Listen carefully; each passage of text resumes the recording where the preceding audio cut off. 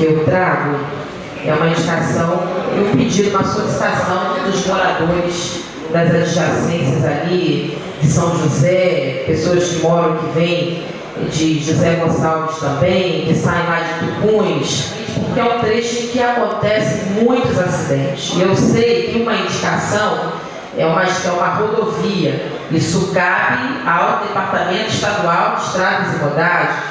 Então, a gente sabe que há necessidade do governo estar incansavelmente, insistentemente, junto ao departamento, cobrando algumas intervenções como essa.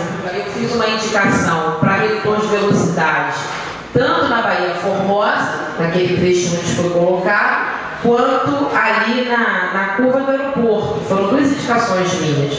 E o secretário que estava em exercício, que era o Heraldo, ele fez uma intervenção, o DR veio, se eu não me engano, acho que foi nesse um ano e 6 meses, 7 meses, foi a única vez que o DR veio ao município, fez essa intervenção. E a gente sabe que precisa haver essa insistência na busca do DR para fazer esse tipo de serviço. A gente fica aqui preocupado porque aconteceram na última terça-feira, no dia do Jogo do Brasil, teve um acidente ali, no final de semana teve um outro acidente, se não me engano, um policial teve as 2 pernas quebradas. Então a comunidade tem uma escola próxima, tem a praça, então é preocupante e a gente quer. Eu sei que uma indicação é simples para um órgão que é do Estado, mas que ajudar o secretário, não só aqui a Câmara, eu trazendo essa indicação, a própria comunidade, que eu já ouvi dizer que também quer parar tudo. Quer colocar pneus ali, vereador Henrique Gomes, fechar a via,